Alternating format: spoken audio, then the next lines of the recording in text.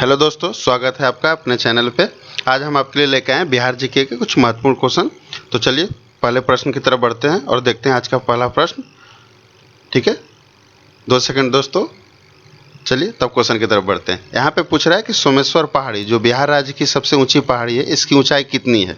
क्या पूछ रहा है कि सोमेश्वर पहाड़ी की ऊंचाई कितनी है, तो 880 मीटर। ठीक है, चलिए अगले क्वेश्चन को देखते हैं। बिहार के किस विद्वान को मैथिल कोकिल कहा जाता है। तो किस विद्वान को मैथिल कोकिल कहा जाता है, तो विद्यापति को। अगर पूछे कि भारत का कोकिला किसे कहते हैं, तो सरोजिनी नायडू को। ध्यान रखिएगा। ठीक है, चलिए अगले क्वेश्चन की तरफ। यहाँ पे कुछ है भिखारी ठाकुर। तो चलिए भिखारी ठाकुर का जिक्र कर लेते हैं। ये भोजपुरी के जाने माने आप बोल सकते हैं कलाकार थे।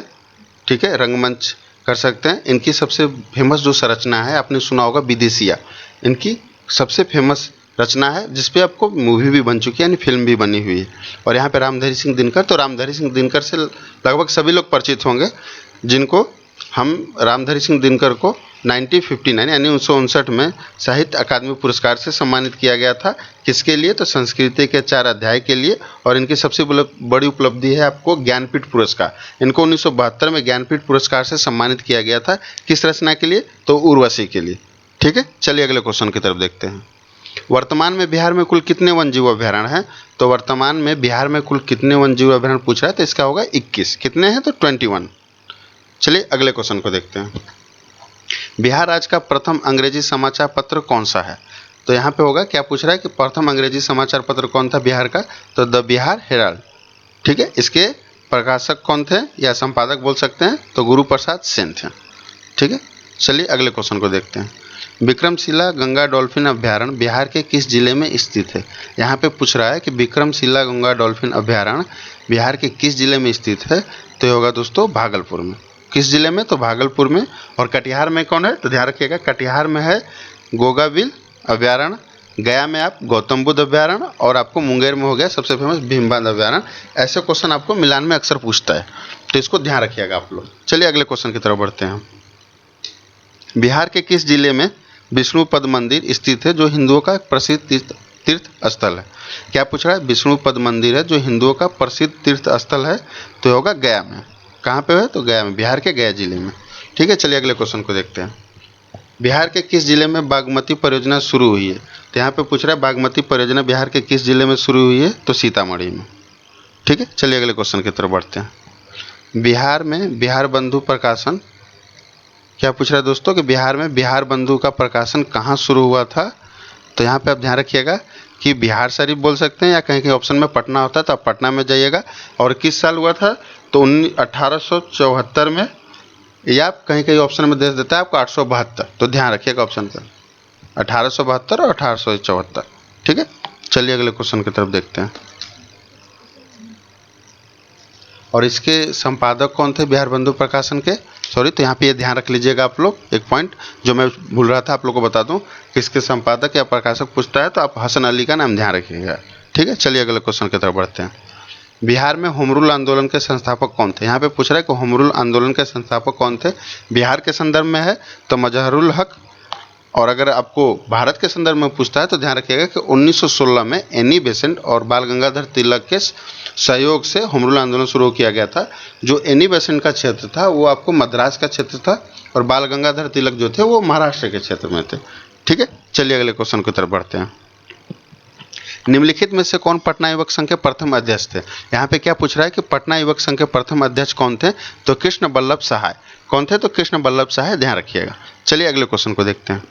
1942 के भारत छोड़ो आंदोलन के दौरान क्रांतिकारियों ने नेपाल के तराई क्षेत्र में किस प्रशिक्षण केंद्र का गठन किया था।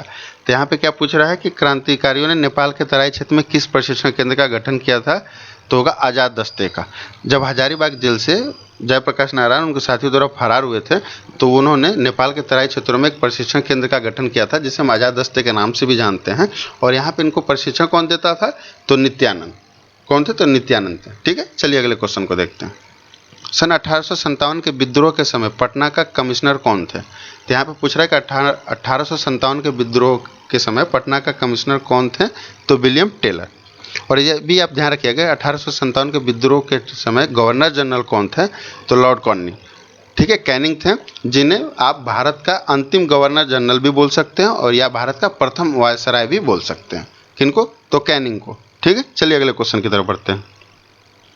भारत छोड़ो आंदोलन के समय किस जिले को अपराधी जिला घोषित किया गया था? यहाँ पे पूछ रहा है कि भारत छोड़ो आंदोलन के समय किस जिले को अपराधी जिला घोषित किया गया था। ये बिहार के संदर्भ में है, यानी बिहार के किस जिले को अपराधी जिला घोषित किया गया था? तो सारण को। और भारत छोड़ो आंदोलन दोस्तों आप लोग को पता ही होगा 8 अगस्त 1942 को हुआ था, जिसे आप अगस्त क्रांति के नाम से भी जानते हैं। ठीक है, चलिए अगले क्वेश्चन को देखते हैं। खुदा बख्श पुस्तकालय संसद द्वारा राष्ट्रीय धरोहर कब घोषित किया गया? क्या पूछ रहा है कि खुदा बख्श पुस्तकालय संसद द्वारा राष्ट्रीय धरोहर कब घोषित किया गया? तो 1969 यानी 1969 में। और ये खुदा बख्श पुस्तकालय कहाँ है? तो पटना में है। ठीक है, पटना बिहार में। चलिए अगले क्वेश्चन को देखते हैं। बिहार प्रादेशिक सम्मेलन का प्रथम अधिवेशन पटना में कब हुआ? पूछ रहा है कि बिहार प्रादेशिक सम्मेलन का प्रथम अधिवेशन पटना में कब हुआ था? तो 1908 ईस्वी में हुआ था। कब हुआ था? तो 1908 में। ठीक है, चलिए अगले क्वेश्चन को देखते हैं। बरनार सिंचाई परियोजना बिहार के किस जिले में है? यहाँ पे पूछ रहा है कि बरनार सिंचाई परियोजना बिहार के किस जिले में है? तो बिहार के जमुई जिले में बरनार सिंचाई परियोजना है। ठीक है, चलिए अगले क्वेश्चन को देखते हैं। बोध गया में स्थित महाबोधि मंदिर को किस वर्ष यूनेस्को की विश्व धरोहर सूची में शामिल किया गया? क्या पूछ रहा है कि बोध गया में स्थित महाबोधि मंदिर को किस वर्ष यूनेस्को की विश्व धरोहर सूची में? तो 2002 में। कब शामिल किया गया था? तो 2002 में यूनेस्को की विश्व धरोहर की सूची में। चलिए अगले क्वेश्चन को देखते हैं। निम्नलिखित में से किस ग्रंथ से हमें पाटलिपुत्र के प्रशासन का वर्णन मिलता है? ठीक है दोस्तों, यहाँ पे पूछ रहा है कि किस ग्रंथ से हमें अगर पाटलिपुत्र के प्रशासन के बारे में विस्तार से जानना वर्णन से, तो आपको मेगास्थनीज की इंडिका पढ़नी होगी, जिसमें आपको पाटलिपुत्र के प्रशासन का डिटेल में विवरण है आपको। ठीक है, किस ग्रंथ में है? तो मेगास्थनीज की इंडिका में। और यहाँ पे ध्यान रखिएगा कि मेगास्थनीज की जो इंडिका पुस्तक थी उसमें दास प्रथा का कहीं जिक्र नहीं है, यानी पाटलिपुत्र में उसके अनुसार दास प्रथा नहीं थी। ठीक है, चलिए अगले क्वेश्चन को देखते हैं। निम्नलिखित में से किस स्थान पर 6ठी शताब्दी ईस्वी पूर्व में विश्व की प्रथम गणतंत्रात्मक व्यवस्था उपलब्ध थी? पूछ रहा है, तो कहाँ पे थी? तो वैशाली में।